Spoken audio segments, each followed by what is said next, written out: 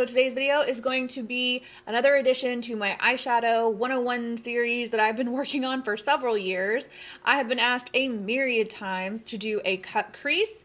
I haven't done it before because I don't really do a lot of cut creases. I find them to be extremely time consuming. Now, as far as this tutorial is concerned, there were some big screw ups with my eyeliner, but thankfully this is not an eyeliner tutorial, so I hope that you don't mind, and also hope you don't mind my patchy tan job.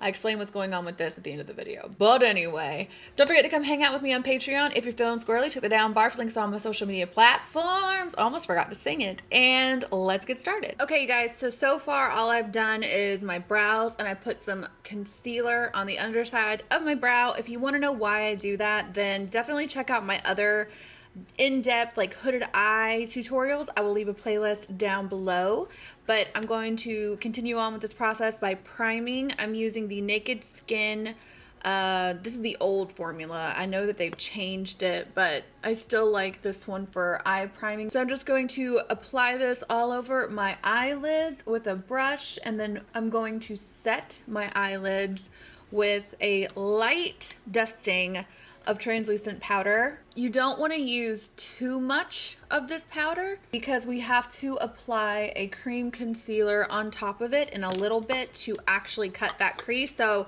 if you use too much primer and too much powder right out the gate, it can make that process a little bit more difficult than it needs to be. Today, for ease of use, I'm going to do a neutral cut crease. I will list every eyeshadow I'm using down below. They are from the Makeup Geek matrix system, which I recently picked up. The main thing you need to pay attention to in this method that I'm going to teach you today is making sure that you are appropriately transitioning your brushes with your colors. I have a whole video on this as well. It will be down below where I explain my kind of numbered brush system. The short version is the lightest color you use gets the biggest brush that you're going to use. So in this instance, the brush I'm going to use is the Morphe and Jaclyn Hill JH30, and the lightest color that I'm going to use is Creme Brûlée from Makeup Geek as my transition shade. Okay, so a lot of people do this part very differently. It's going to depend on what you're going for. I feel like when I see people do cut creases, for the most part, and I'm not trying to shade anybody's preferred technique or style, but for me, I'm not a fan of this particular way of doing it.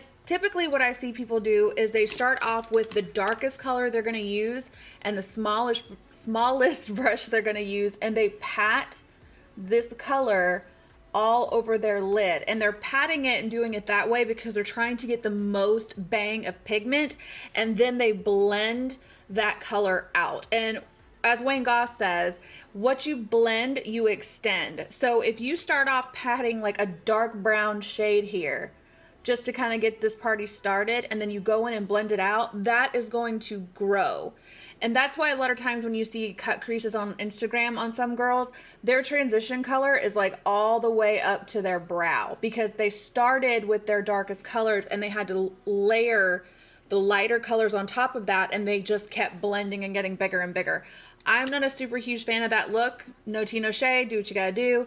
What we're gonna do today is start off with the lightest color we're gonna use. And once again, you're gonna have to figure out where your crease would be if you had one. If you have hooded eyes, that means there's kind of like a little fat pocket right here that is covering your crease. And typically that little fat pocket is kind of protruding onto the mobile lid. Like that's, I call them my hood. So that's why, like if I look down like this, you can really see how much this part of my eye is kind of hooding over the other part of it.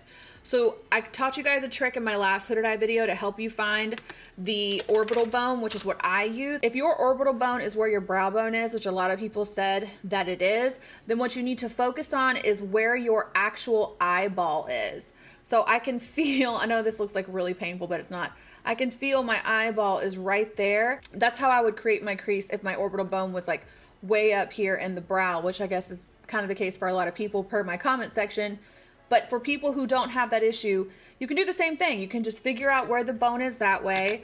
Another thing you can do, I don't recommend doing all the time, is to get an eyelash curler to curl your lashes and then kind of pull a little bit. And I know you can't see this on camera, but I can see it right there. So As always, the old-fashioned way is just to figure out where the bone is and go from there. The next thing you need to pay attention to when you're doing a cut crease with hooded eyes is your shadow placement, because if you're going to cut the crease with concealer, you need to make sure you have something to cut into. So if you don't have the colors deeply enough of a saturation, and if you don't have them equally saturated from inner corner to outer corner, there's nothing for the crease, or excuse me, the concealer to cut, if that makes sense. So all that being said, I'm going to start off with my fluffy brush, and I'm going to start putting this right above my crease. I want to go just a little higher than it already is. So I'm just starting from inner corner to outer corner. Notice that the motion of my brush is staying level. I'm not bringing it down. I'm not going up. It's just kind of going horizontally across my eyelid.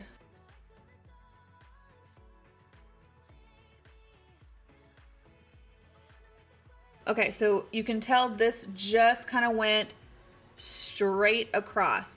You can tilt it down or bring it out if you want to. It's really going to depend on what shape you prefer, but I feel like with a cut crease, for it to be the most flattering, which honestly is what makeup is supposed to do, it's supposed to flatter what you already have and enhance it. Some people like to fight it really hard and change it completely, and that's fine.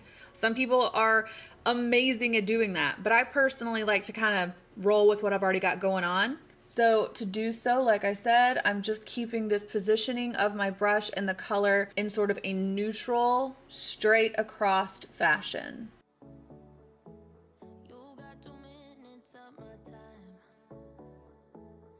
So in this particular instance, I'm going to build these colors up pretty intense. You don't have to do that, but the deeper and more pigmented and vibrant or whatever your crease colors are, the more pronounced that cut is going to look. You can still do like a really soft kind of cut crease. I think that's very beautiful, but for the sake of this video, that's not what I'm going to do. So if you look at the shape that I created, it's right here underneath the inner part of my brow, and I literally just followed the shape. I didn't bring it all the way up to the brow bone, so I guess it's not exactly as straight across as I was saying. It kind of does like a dip like this. That is the most flattering shape for me personally. Going in with my next brush and my next color, this is the JH32 from Morphe and Jaclyn Hill. I picked this brush because it has a very pronounced point on it, just like every brush I'm going to use has a point on it. I personally think for people who have hooded eyes, pointed tips on your brushes are extremely helpful because, as I've said before, it just kind of helps you hug along that actual orbital bone, which is essentially where we're creating our false crease. So I'm going to take this brush with my next color, and I'm just going to follow right underneath the first color I started with. You want to create that same exact shape. Keep it pretty high for now. We'll go a little bit lower in a second, but we're just following along this existing shape we started.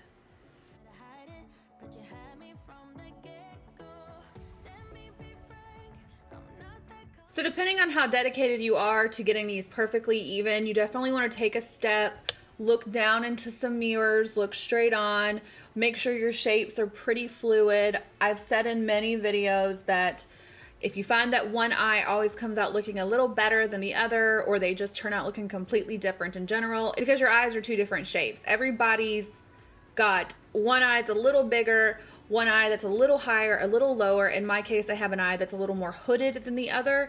Some people are born perfectly symmetrical, and those people are called supermodels. The rest of us mere mortals have just a touch of asymmetry to our faces, and that's really not a big deal. I personally don't worry about that kind of thing. Do you know what I'm saying? Like, most of the time when it comes to your makeup, if you're not happy with the way something turned out, probably nobody else is going to notice it anyway. So don't let that deter you or discourage you. It just is a matter of getting used to your facial features and playing around with it. So if you look at me now, you can see a huge lid space I have created. Looking dead on, this color is way above my actual eyelid. So my mobile lid is still pretty clear, but if I'm looking at you, all of these colors are above where the mobile lid is, and that's kind of what you want with your lighter shades. You can keep these colors as low as you want or as high as you want. It's just going to depend on how pronounced you want that cut crease to be. But as far as I'm concerned, you do want to keep balance in mind.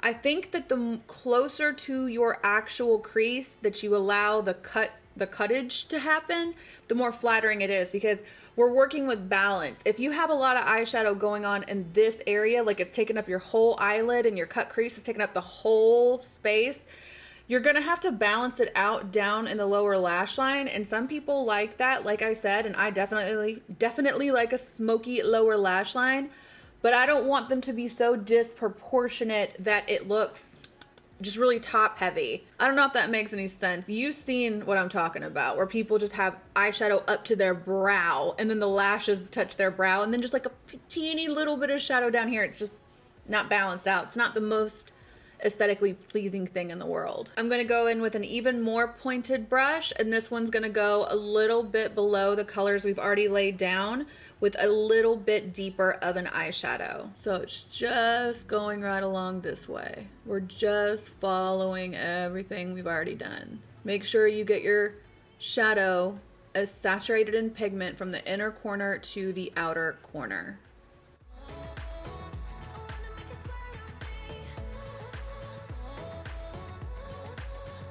Once again, we want to make sure these colors are very deeply applied because that's going to give the most impact during the cut.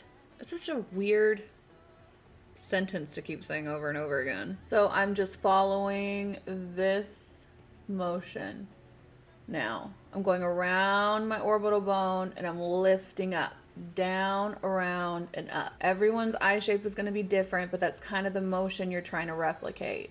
Whatever your actual eye is doing, like kind of following that, and then you're going to lift out. So this is the smallest brush that I'm going to be using for my crease work, and I'm going to be taking that on the darkest color, which is a dark brown. And that is going to go right a little bit below our very last shade we just used. I know this part's pretty repetitive, but it's just to give you a nice gradient and, like I said, a nice depth of color to apply your cut crease to, which once again is going to give the most impact. So if you wanted to do something lighter, like a more modest or softer cut crease, the trick with that is you wouldn't go in with this many shadows, and you certainly wouldn't go in with shades this dark. You would do a lighter color story on the eye, and then when you go to cut your actual crease, the concealer that you use would need to be closer to your skin tone as opposed to something really bright. Like when I go to cut my crease, I'm using this shade, and even though this is pretty close to my skin tone right now, it is a lot lighter than the colors that I'm cutting into. Does that make sense? I'm going to quickly blend that edge just a little bit more using one of the older brushes in this look. So this is going back to the JH32. It still has a little bit of our second color on it. And I'm just going to blend the edges out one more time before I move on to cutting my crease, which is really hard to do on camera and talk at the same time, so hopefully I don't screw it up. So when I look down into a mirror, they look pretty even to me. They're creating like a very awake, open, lifted effect, which depending on your eye shape is usually what I try to create with eyeshadow. There's always a kind of this motion, like lifting in the outer corner. But once again, depending on what your actual eyes are doing and what your preferences are, you might not want to put this angle out here. You might kind of have it stop and be a little more uniform with the outer corner of the eye. But I tend to wing it out just a little bit. All right, now on to the most important part of this process. The first thing you're going to want to do is take the concealer that you're planning on using to cut your crease with. I don't know if I would use a cream concealer for this. I feel like liquid is your best bet, but I think the trick is that you need this concealer to get a little bit tacky. So I deposited some of it onto the back of my arm, onto the back of my hand. And I'm just gonna let that kind of sit there for a minute while I explain to you the brush that I'm gonna use to cut my crease. Okay, this is a Morphe. This is not intended to be like so heavy on the Morphe brushes today. It just just worked out that way. This is the Morphe M421. It's actually supposed to be a concealer brush, and if you notice, it's got a black tip. It has a black tip because I took eyelash glue and sealed this thing down to be as thin as thin as I could get it, and as uniform of bristles as I could get it. I saw this trick from another YouTuber. I will link her channel down below. I'm gonna find it somewhere. She talked about how when she does like amazing, super beautiful, intricate cut creases.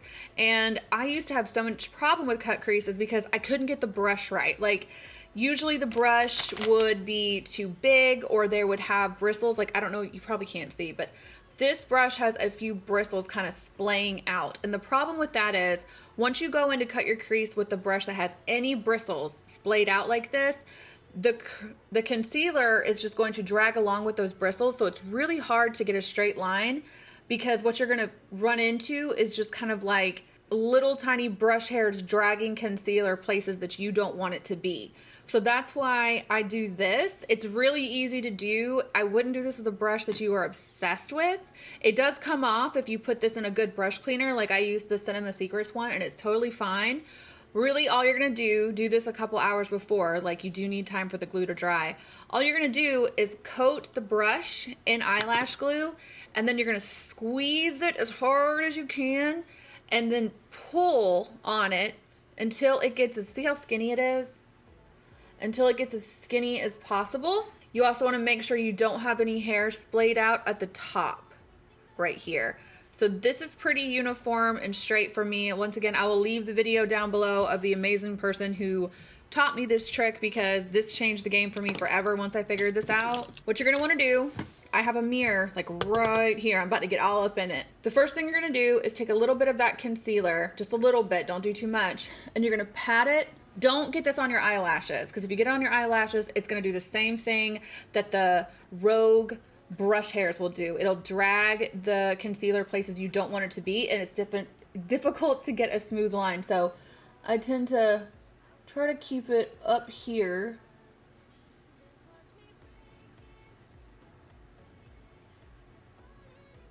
Right about there into the center of my eye.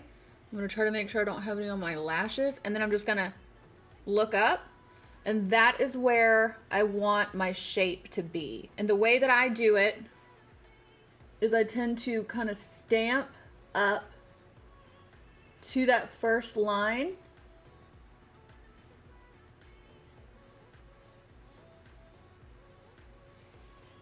I'm gonna have to do a voiceover right here because I can't talk while I'm doing this. Enter Editing Whitney. Okay, basically what you want to focus on through this process is, first of all, patting the brush down. Try not to drag it. That's going to help give you a more fluid line. But you really just want to make sure that you are creating lines that are meeting up with that center that we already started, and patting slowly and quickly to make sure that you get an even distribution of product from inner corner to outer corner.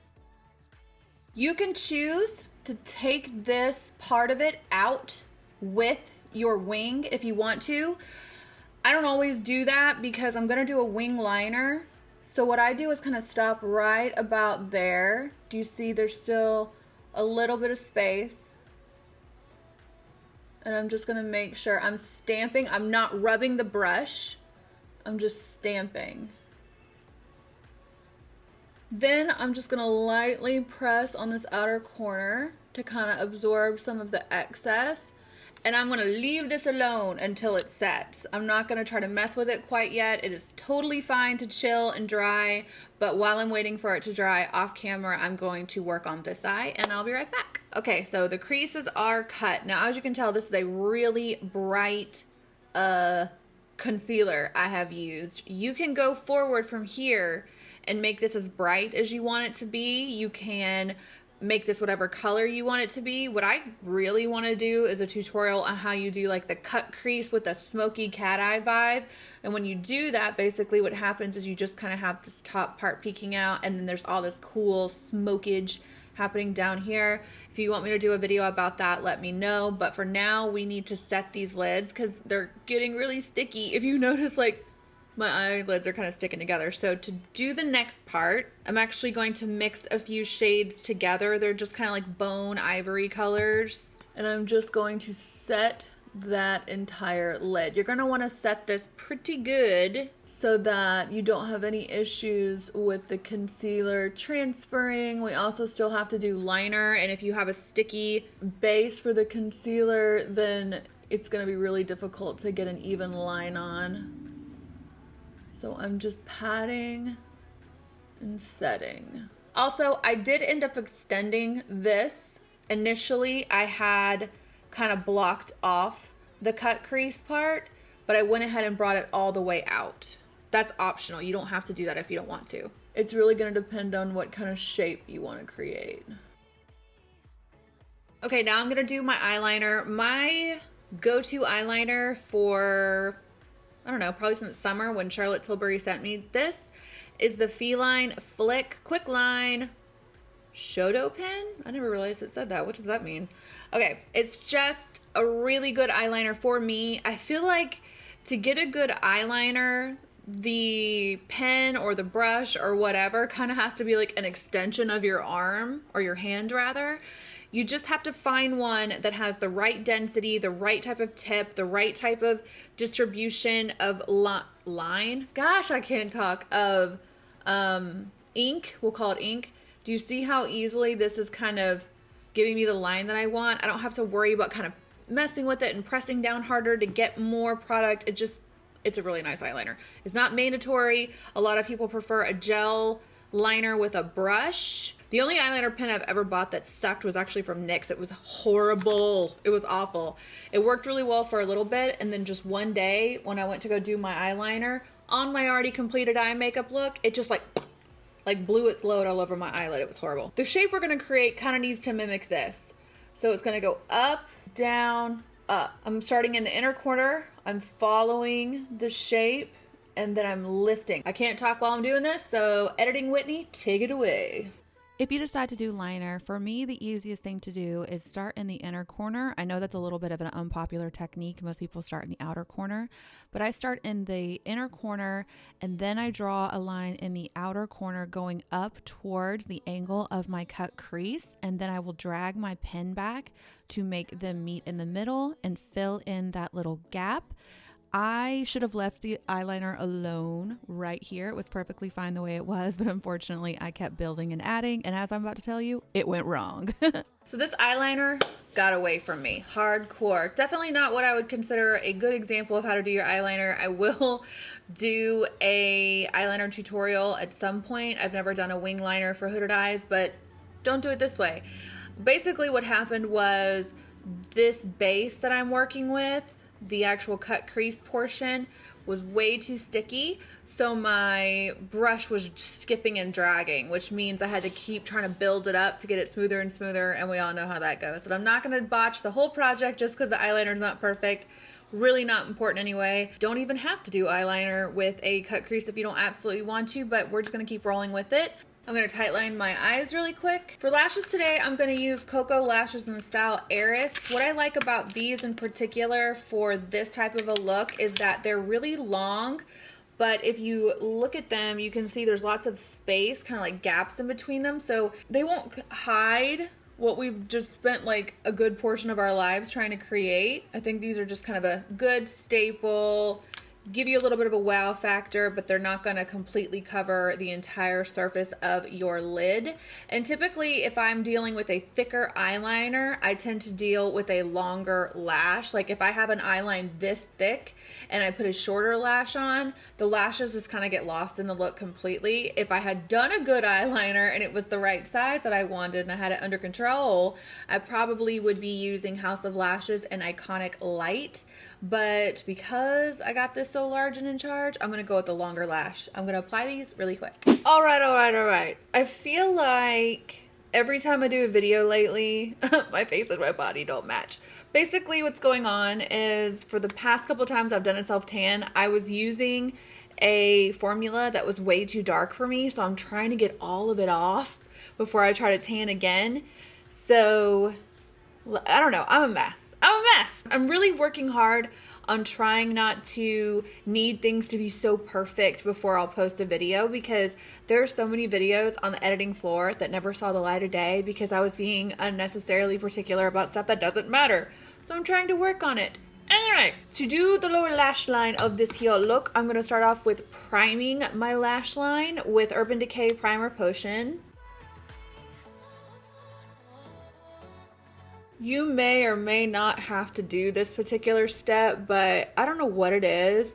I get so oily in my T-zone, so like I get it in the middle and then I get it here a little bit, and if I don't put primer potion here, my lower lash line eyeshadow just is not gonna last. I'm just gonna start off using the first two shades that I used in my crease on a small brush and run it from inner corner to outer corner.